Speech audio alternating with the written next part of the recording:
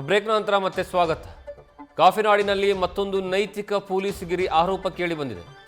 ಬಸ್ನಲ್ಲಿ ಅನ್ಯ ಕೋಮಿನ ಹುಡುಗಿಯ ಪಕ್ಕದಲ್ಲಿ ಕುಳಿತಿರುವಂತಹ ಯುವಕ ಚಿಕ್ಕಮಗಳೂರು ನಗರದ ಎಐಟಿ ಸರ್ಕಲ್ನ ಬಳಿ ನಡೆದಿರುವಂತಹ ಘಟನೆ ಇದೆ. ಹಲ್ಲೆ, ಯುವಕನ ಮೊಬೈಲ್ ಅನ್ನು ಕಿತ್ಕೊಂಡು ಅನ್ಯ ಕೋಮಿನ ಯುವಕರು ದಾಂಧಲೆಯನ್ನ ಮಾಡಿದ್ದಾರೆ. ಬಿಡಿಸಲು ಬಂದಿರುವಂತಹ ಮತ್ತೊಬ್ಬ ಯುವಕನ ಮೇಲೂ ಸಹ ಹಲ್ಲೆ ಮಾಡಿರುವಂತಹ ಆರೋಪ ಕೇಳಿ ಬಂದಿದೆ.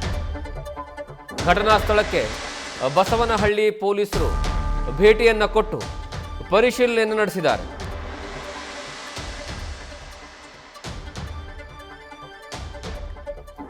ಚಿಕ್ಕಮಗಳೂರಿನ ಕಾಲೇಜಿನಲ್ಲಿ ಓದ್ತಾ ಇರುವಂತಹ ಅನ್ಯ ಕೋಮಿನ ಯುವಕ ಮತ್ತು ಯುವತಿ ಬಸ್ನಲ್ಲಿ ಬರುವಂತಹ ಸಂದರ್ಭದಲ್ಲಿ ಅಕ್ಕಪಕ್ಕದಲ್ಲಿ ಕುಳಿತುಕೊಂಡಿರ್ತಾರೆ.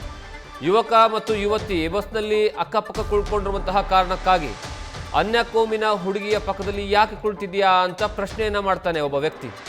ನನ್ನ ಫ್ರೆಂಡ್ ತಂಗಿ ಅವಳು ಪಕ್ಕ ಕುಳಿತಿದ್ಯಾ ಅಂತ ಪ್ರಶ್ನೆಯನ್ನ ಮಾಡಿ ಗಲಾಟೆ ಮಾಡಿ ದೊಡ್ಡ ಮಟ್ಟದಲ್ಲಿ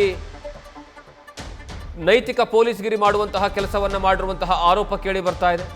ನಾವು ಕ್ಲಾಸ್ಮೇಟ್ಸು, ಫ್ರೆಂಡ್ಸ್, ನಾವಿಬ್ರು ಕೂರೋದ್ರಲ್ಲಿ ತಪ್ಪೇನು ಅಂತ ಯೋಗೀಶ ಪ್ರಶ್ನೆ ಮಾಡಿದ್ದಾನೆ.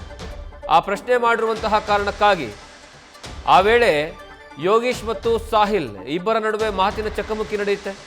ಅದಾದ ಮೇಲೆ ಬೆಳಿಗ್ಗೆಯ ಘಟನೆಗೆ ಸಂಜೆ ಕಾಲೇಜಿನ ಬಳಿ ಬಂದು ಅನ್ಯ ಕೋಮಿನ ವ್ಯಕ್ತಿ ಕಿರಿಕ್ ಮಾಡ್ತಾನೆ. ಕಿರಿಕ್ ತಡೆಯಲು ಬಂದಿರುವಂತಹ ಮತ್ತೊಬ್ಬ ಯುವಕನ ಮೇಲೂ ಸಹ ಹಲ್ಲೆ ಮಾಡಿರುವಂತಹ ಆರೋಪ ಈಗ ಕೇಳಿ ಬರ್ತಾ ಇದೆ.